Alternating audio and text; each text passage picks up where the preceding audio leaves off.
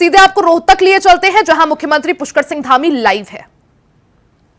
फिर से नवनिर्माण और पुनर्निर्माण करने का काम, भव्य केदार और दिव्य केदार बनाने का काम आदरणीय प्रधानमंत्री मोदी जी के नेतृत्व में आगे बढ़ा और केदारनाथ के साथ साथ भगवान बद्री विशाल का भी मास्टर प्लान, उस पर भी तेजी से काम हो रहा है। क्योंकि मैं केदारनाथ का इसलिए भी उल्लेख कर रहा हूँ कि पूरे देश और दुनिया के लोगों की आस्था भगवान केदार में और बद्री विशाल में है। 4 धाम यात्रा आजकल चल रही है। आने वाले समय में केदारनाथ की यात्रा भी बहुत आसान और बहुत कम समय की हो जाएगी, क्योंकि वहाँ पर रोपवे निर्माण का काम हमारे प्रधानमंत्री जी के नेतृत्व में प्रारंभ हो गया है। हेमकुंड साहब जो हमारे सिखों का बहुत बड़ा धार्मिक स्थल है, उस हेमकुंड साहब के लिए भी रोपवे का निर्माण और पुनर्निर्माण का काम प्रारंभ हो गया है। ऐसे अनेक हमारे धार्मिक स्थलों का आज नवनिर्माण पुनर्निर्माण हो रहा है। देश को आज अनेक जो उपलब्धियां हैं वो प्राप्त हो रही हैं, चाहे आज चंद्रमा में चंद्रयान स्थापित हो, आदित्ययान का सफल प्रक्षेपण हो, या भारत के अंदर G20 का सफल आयोजन हो। और इस G20 के सफल आयोजन ने पूरी देश दुनिया के अंदर भारत की शक्ति, भारत का सामर्थ्य और भारत की संस्कृति को दुनिया में ले जाने का काम किया है। अनेक ऐतिहासिक डिसीजन हुए हैं। कोरोना महामारी में दुनिया के बड़े बड़े देश अव्यवस्थित हो गए, उनकी अर्थव्यवस्थाएं पूरी तरह से चरमरा गई और अपने जो सामान्य कामकाज हैं वह भी उन देशों के प्रभावित हो गए जो देशों की अच्छी अर्थव्यवस्था मानी जाती थी। चूँकि मैं ये बात आप सबको इसलिए कह रहा हूँ कि G20 के 3 आयोजन देवभूमि उत्तराखंड में भी हुए, और जो पहला आयोजन था रामनगर में हुआ था, जिम कॉर्बेट जहाँ पर है। और वहाँ जब मैं उनके प्रतिनिधियों से एक रात्रि भोज हम लोगों की तरफ से वहाँ आयोजित था, मैंने जब उनसे पूछा कि इसमें कितने देशों के लोग आए हैं, तो उन्होंने कहा कि 3 देशों के लोग नहीं पहुँच पाए, उसमें से एक अर्जेंटीना जैसा देश भी था। तो मैंने उनको पूछा कि अर्जेंटीना के लोग क्यों नहीं आए, तो उन्होंने कहा कि उनके इंतजाम नहीं हो पाए। तो आप अंदाज़ा लगा सकते हैं कि ऐसे समय में जब दुनिया पूरी तरह से अव्यवस्थित हो गई, उस समय में भी हमारे देश की अर्थव्यवस्था 11वें नंबर की अर्थव्यवस्था से 5वें नंबर की अर्थव्यवस्था हो गई। तो एक अच्छा शानदार जो हमारा नेतृत्व है, विजनरी लीडरशिप है, उसके कारण से संभव हुआ। गरीब कल्याण की योजनाएं देश के अंदर चली हैं। आज भी जहां मुफ्त कोरोना वैक्सीन देशवासियों को दी गई, लगाई गई, वहीं अन्न की योजना 2020 से शुरू होकर अभी तक चल रही है। बहुत सारी योजनाएं चली हैं।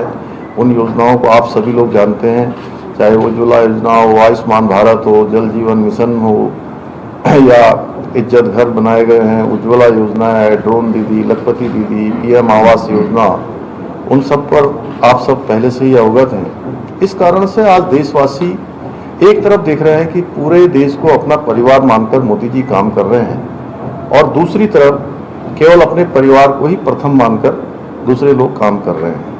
यही मैं देख रहा हूं कि कल मैं पंजाब में था। पंजाब में आप पार्टी और कांग्रेस पार्टी एक दूसरे को गालियां बक रहे हैं, एक दूसरे के खिलाफ जितना प्रोपोगेंडा, एक दूसरे को जितना भला बुरा कह सकते हैं उतना भला बुरा कह रहे हैं। और हरियाणा में गठबंधन में, दिल्ली में गठबंधन में है, तो ये कहीं ना कहीं लोगों को बेवकूफ़ बनाने का काम कर रहे हैं, जनता को बेवकूफ़ समझते हैं। इस प्रकार की इनकी जो सोच है, ये निश्चित रूप से बहुत घातक सोच है। केजरीवाल जी खुद आज शराब घोटाले में 2 तारीख तक के लिए अंतरिम जमानत पर आए हुए हैं, और उन्होंने तमाम बड़े बड़े वायदे किए थे। उस समय तमाम बड़ी बड़ी बातें करी थी कि मैं सरकार में, मैं राजनीति में हूँ, लेकिन मेरे ऊपर एक भी आरोप लगेगा तो मैं छोड़ दूंगा, मुझे कोई कार नहीं चाहिए, मुझे कोई बंगला नहीं चाहिए, मुझे कोई गाड़ी नहीं चाहिए। आज जिस प्रकार से आपने देखा होगा, उनके घर में ही जो है कितने रुपए लग गए, आप सबकी जानकारी में है। किस प्रकार से आज उनके यहाँ पर मारपीट हो रही है। कल ही जो है स्वाति उनके साथ जिस प्रकार से मारपीट हुई है, क्योंकि सबको पता है केजरीवाल जी फिर से जेल जाएंगे और उनके ऊपर आरोप सिद्ध होते ही उनको सजा हो जाएगी, उनको मुख्यमंत्री की कुर्सी छोड़नी पड़ेगी, तो वहाँ कई दावेदार मुख्यमंत्री के पैदा हो गए हैं। इसलिए वहाँ पर इस प्रकार की बातें हो रही हैं। और ये जो गठबंधन बना है, ये गठबंधन कोई सरकार बनाने का गठबंधन नहीं है, क्योंकि पूरे देश के अंदर पूरा पश्चिम, उत्तर, दक्षिण, कश्मीर से लेकर कन्याकुमारी, अटक से लेकर कटक तक आज लोग मोदी जी को प्रधानमंत्री बनाना चाहते हैं। उसके लिए लोग आगे बढ़ चढ़कर इस चुनाव को अपने हाथों में ले रहे हैं और इनको भी पता है कि हमारी सरकार नहीं बनने वाली है। आप देखिए कि कांग्रेस पार्टी के युवराज जिस प्रकार से अपनी परंपरागत सीट छोड़कर अमेठी, जो उनकी परंपरागत सीट होती थी, उस सीट पर उन्होंने पर्चा दाखिल करना, वहाँ से चुनाव लड़ना, वो हिम्मत नहीं कर पाए। ये इस बात का प्रमाण है कि उन्होंने हार मान ली है और पूरी पार्टी उनकी जो है कोई मनोबल उस पार्टी का नहीं है। दक्षिण के राज्यों में भी इस बार। तो आप रोहतक से मुख्यमंत्री पुष्कर सिंह धामी को सुन रहे थे। वहीं खबरों में आगे बढ़ते हैं। छत्तीसगढ़ के पूर्व मुख्यमंत्री और रायबरेली के ऑब्जर्वर भूपेश बघेल ने रायबरेली लोकसभा में लगातार पार्टी के पूर्व राष्ट्रीय अध्यक्ष राहुल गांधी के पक्ष में चुनाव प्रचार कर रहे हैं। रायबरेली के बथुआ में उन्होंने बड़ा दावा भी किया। वहां की जनता से बात करते हुए भूपेश बघेल ने कहा कि रायबरेली से सांसद नहीं, जनता पीएम चुनने जा रही है। उन्होंने कहा कि रायबरेली के लोग सिर्फ लोकसभा सदस्य नहीं चुन रहे हैं, बल्कि इंदिरा गांधी जी के बाद अब रायबरेली के लोग देश का प्रधानमंत्री चुनने जा रहे हैं।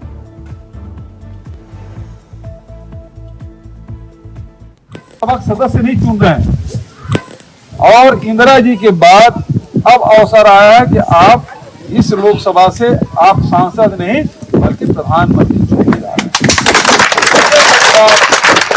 होने जा रहा है, जिसके आप सब गवाह बनेंगे, साक्षी बनेंगे और उसमें आप भागीदार बनेंगे। तो रायबरेली से खबर है, जहां कांग्रेस के वरिष्ठ नेता और छत्तीसगढ़ के पूर्व मुख्यमंत्री और रायबरेली के ऑब्जर्वर भूपेश बघेल चुनाव प्रचार प्रसार में जुटे हुए हैं। राहुल गांधी के समर्थन में वो प्रचार प्रसार कर रहे हैं। वहीं इस दौरान उन्होंने दावा कर दिया कि रायबरेली के लोग सिर्फ एक सांसद को नहीं बल्कि आने वाले प्रधानमंत्री को चुनने जा रहे हैं। तो छत्तीसगढ़ के पूर्व मुख्यमंत्री और रायबरेली के ऑब्जर्वर भूपेश बघेल ने रायबरेली लोकसभा में लगातार पार्टी के पूर्व राष्ट्रीय अध्यक्ष राहुल गांधी के पक्ष में चुनाव प्रचार प्रसार कर रहे हैं। रायबरेली के बथुआ में उन्होंने बड़ा दावा इस दौरान कर दिया। वहां की जनता से बात करते हुए भूपेश बघेल ने कह दिया कि रायबरेली से सिर्फ एक सांसद नहीं बल्कि जनता पीएम चुनने जा रही है। उन्होंने कहा कि रायबरेली के लोग सिर्फ लोकसभा सदस्य नहीं बल्कि इंदिरा गांधी के बाद अगला प्रधानमंत्री चुनने जा रहे हैं। तो यहां पर बड़ा दावा करते हुए दिखाई दिए छत्तीसगढ़ के पूर्व मुख्यमंत्री भूपेश बघेल, यानी पूरे इंडिया ब्लॉक की तरफ से उन्होंने पीएम फेस का यहां पर ऐलान कर दिया है। तो अब सवाल यही कि क्या गठबंधन के पीएम प्रत्याशी होंगे राहुल गांधी? क्या गठबंधन ने राहुल को नेता स्वीकार कर लिया है? क्योंकि भूपेश बघेल ऐलान कर चुके हैं और तूफानी प्रचार प्रसार के दौरान जनता के बीच एक सभा करते हुए उन्होंने इस चीज का ऐलान किया। उन्होंने कहा कि आप सांसद नहीं बल्कि पीएम चुनने वाले हैं। जिसके अब सदस्य नहीं चुन रहे हैं और इंदिरा जी के बाद अब अवसर आया है कि आप इस लोकसभा से आप सांसद नहीं बल्कि प्रधानमंत्री चुने जा रहे हैं, होने जा रहा है, जिसके आप सब गवाह बनेंगे, साक्षी बनेंगे और उसमें आप भागीदार बनेंगे। अब सदस्य नहीं चुन रहे हैं और इंदिरा जी के बाद अब अवसर आया है कि आप इस लोकसभा से आप सांसद नहीं बल्कि प्रधानमंत्री चुने जा रहे हैं, होने जा रहा है, जिसके आप सब।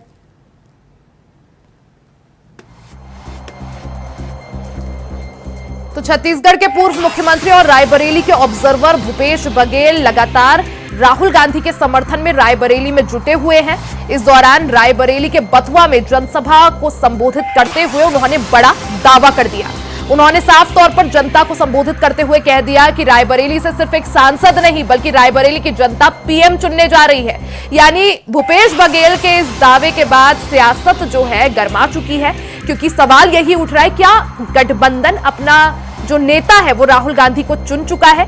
जो इंडिया ब्लॉक है अगर वो सत्ता में आता है तो क्या राहुल गांधी को पीएम फेस बनाया जाएगा? क्योंकि भूपेश बघेल इस चीज का ऐलान कर चुके हैं। भूपेश बघेल के ऐलान का आखिर राज क्या है? ऐसे भी सवाल उठ रहे हैं, क्या Rahul Gandhi PM face India गठबंधन की तरफ से बना दिए गए हैं? तो लगातार इसको लेकर सियासत भी हो रही है। आपको बता दें कि कांग्रेस के वरिष्ठ नेता और छत्तीसगढ़ के पूर्व मुख्यमंत्री और रायबरेली के ऑब्जर्वर भूपेश बघेल ने एक सभा के दौरान ये बड़ा दावा कर दिया। उन्होंने साफ तौर पर कह दिया जनता से कि रायबरेली की जनता सिर्फ एक सांसद नहीं बल्कि प्रधानमंत्री चुनने जा रही है, जिससे अब कयास यही लगाए जा रहे हैं और सवाल भी उठ रहे हैं कि क्या राहुल गांधी को गठबंधन अपनी तरफ से पीएम फेस बनाएगा। वहीं यहां रुकेंगे एक छोटे से ब्रेक के लिए, जल्द वापस लौटेंगे, बने रहे हमारे साथ। ब्रेक के बाद एक बार फिर से आपका स्वागत है। छत्तीसगढ़ के पूर्व मुख्यमंत्री और रायबरेली के ऑब्जर्वर भूपेश बघेल ने रायबरेली में प्रचार प्रसार के दौरान की गई एक जनसभा में बड़ा दावा कर दिया। उन्होंने साफ तौर पर जनता से कहा कि रायबरेली की जनता सिर्फ एक सांसद नहीं बल्कि पीएम चुनने जा रही है।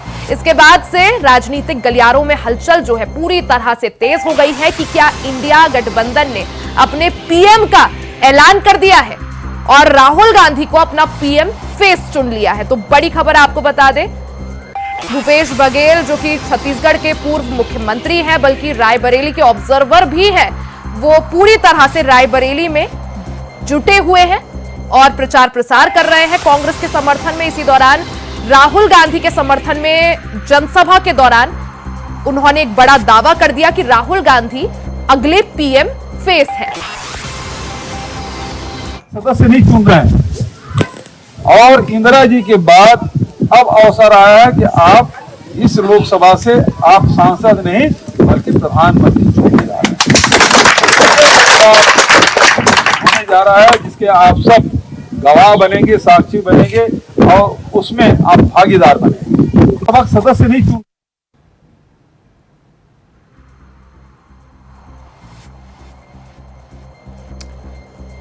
तो रायबरेली से खबर है जहां छत्तीसगढ़ के पूर्व सीएम भूपेश बघेल और रायबरेली के ऑब्जर्वर भूपेश बघेल पूरी तरह से रायबरेली में डटे हुए हैं, प्रचार प्रसार कर रहे हैं।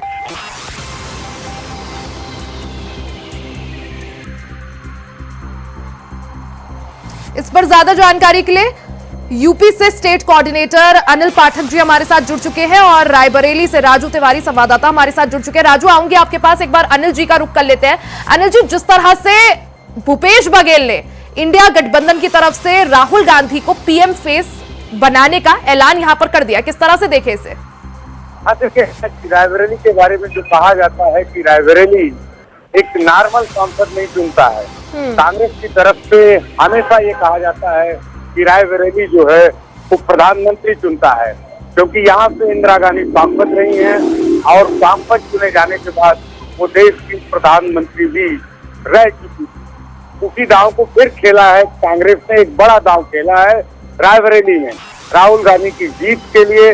जो कांग्रेस के चुनाव प्रभारी हैं, छत्तीसगढ़ के जो पूर्व मुख्यमंत्री हैं भूपेश बघेल ने एक बड़ा दांव खेला है, मतदाताओं को लुभाने के लिए एक ऐसा चरखा दांव मारा है जिससे विपक्ष जो है वो एकदम चारों खाने चित्त होता नजर आ रहा है, क्योंकि भूपेश बघेल ने राहुल गांधी को प्रधानमंत्री फेस घोषित किया है और साथ में ये भी मैसेज देने की कोशिश की है कि रायबरेली एक सामान्य सांसद नहीं चुनता है बल्कि प्रधानमंत्री चुनने जा रहा है 2024 के इलेक्शन में।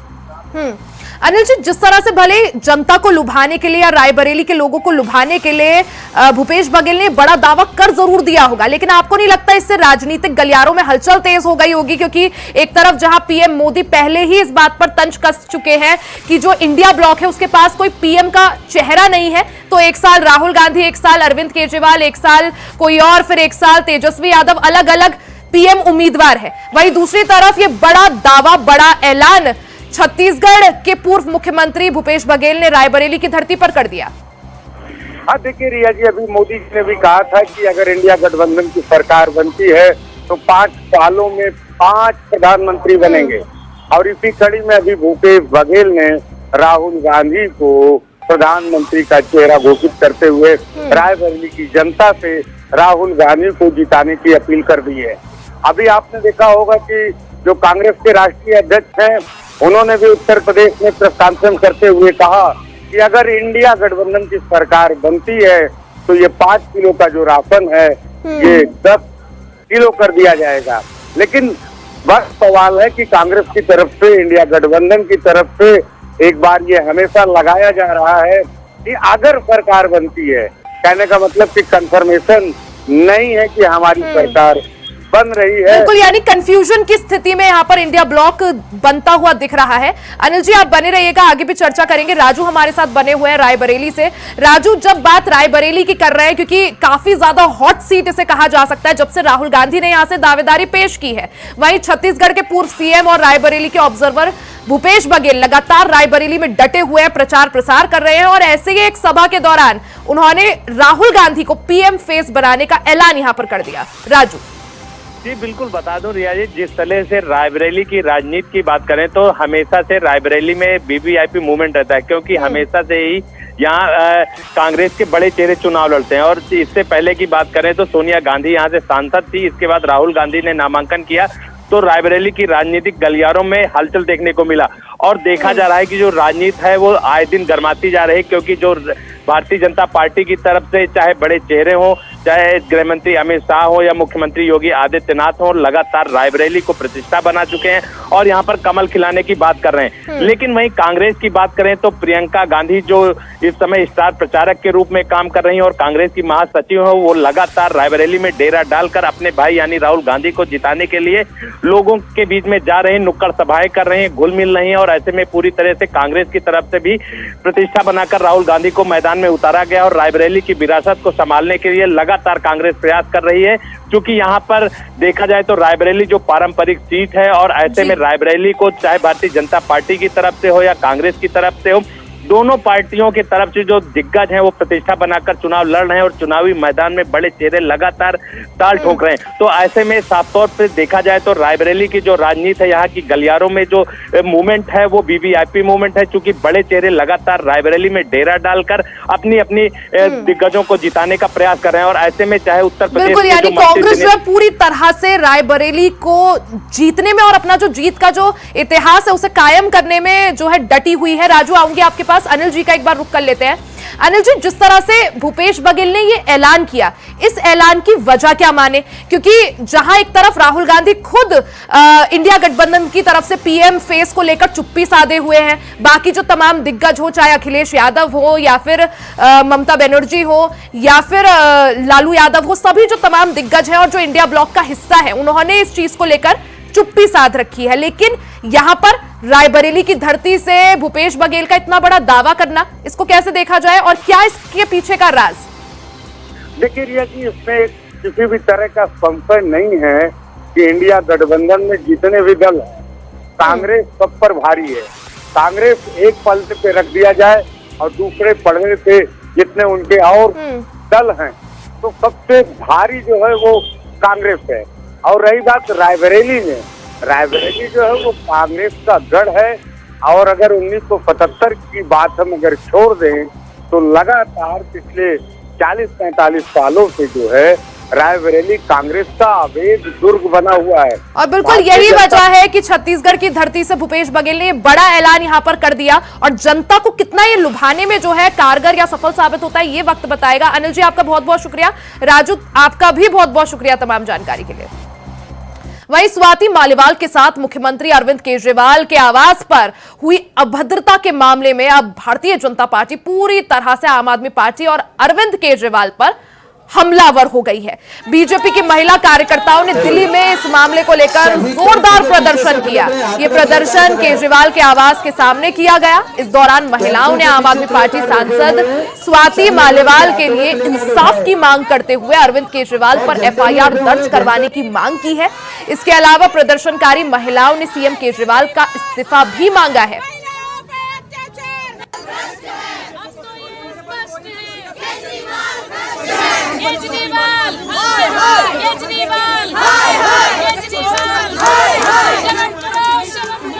ज्यादा जानकारी के साथ अजीत कुमार हमारे साथ जुड़ चुके हैं। अजीत, जिस तरह से स्वाति मालीवाल के साथ सीएम हाउस में अभद्रता का जो मामला था उस पर अब क्योंकि आम आदमी पार्टी की तरफ से पुष्टि कर दी गई है और उसी को लेकर भारतीय जनता पार्टी पूरी तरह से आम आदमी पार्टी पर हमलावर नजर आ रही है।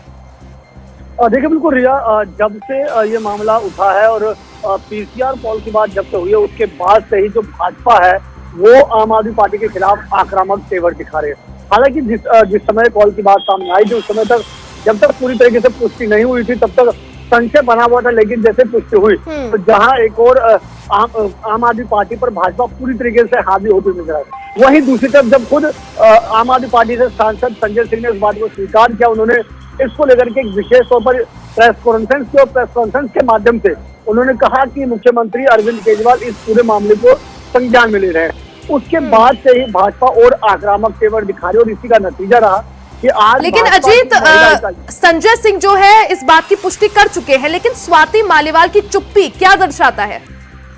देखिए बिल्कुल कहीं ना कहीं साफ तौर पर कहा जा सकता है कि स्वाति मालीवाल की जो चुप्पी है वो एक राजनीतिक दबाव जरूर देखने को मिल रहा है और कहीं ना कहीं भाजपा इस मुद्दे को लेकर के इसलिए आक्रामक तेवर दिखा रही। भाजपा साफ कह रही है कि राजनीतिक दबाव के कारण ही जो स्वाति मालीवाल है उन्होंने लिखित में शिकायत नहीं दी है और कहीं ना कहीं उन्हें इस बात पर दबाव बनाया गया है कि वो लिखित में शिकायत ना दे और इसी का परिणाम रहा कि भाजपा की महिला इकाई इसको पूरी तरीके से इस मुद्दे को भुनाने में जुटी हुई है और परिणाम रहा कि आज भाजपा की बड़ी संख्या में महिला इकाई है जो वो सीएम आवास के बाहर प्रदर्शन पर उतरी और मुख्यमंत्री अरविंद केजरीवाल के खिलाफ अपनी नाराजगी जाहिर की। बिल्कुल, यानी अजीत, जिस तरह से बीजेपी की जो महिला कार्यकर्ता हैं उन्होंने स्वाति मालीवाल के लिए इंसाफ की मांग की है, अरविंद केजरीवाल के घर के बाहर विरोध प्रदर्शन किया और एफआईआर दर्ज करवाने की भी मांग की। क्या माना जाए, क्या इससे भारतीय जनता पार्टी, क्योंकि दिल्ली में चुनाव भी है 25 मई को, क्या एक मुद्दा बनाने की कोशिश किया जा सकता है? देखिए बिल्कुल रिया, इसमें कोई दोहराई नहीं कि 25 मई को दिल्ली में छठे चरण के तहत मतदान होने और उसमें अब से कुछ ही समय दिन बचे हैं और वजह यही है कि अब भाजपा इसको कहीं ना कहीं चुनावी मुद्दा बनाने में जुटी हुई और किसी भी तरीके से इस मुद्दे पर उन महिलाओं का वोट बैंक अपनी ओर बटोरने का प्रयास कर रही है, जिसमें कहीं ना कहीं आम आदमी पार्टी बार बार चाहे दिल्ली के मुख्यमंत्री अरविंद केजरीवाल हो वो महिलाओं को अपनी बहन, अपनी माँ और अपनी बेटी के तौर पर कहते हैं और यही एक परिणाम है कि अब भाजपा इस मामले को लेकर के महिलाओं का वोट बैंक बटोरने की पूरी कवायद कर रही है। बिल्कुल, यानी राज्यसभा सांसद स्वाति मालीवाल के साथ सीएम हाउस में हुई अभद्रता के बाद भारतीय जनता पार्टी पूरी तरह से आम आदमी पार्टी को घेरती हुई नजर आ रही है। बहुत बहुत शुक्रिया तमाम जानकारी के लिए।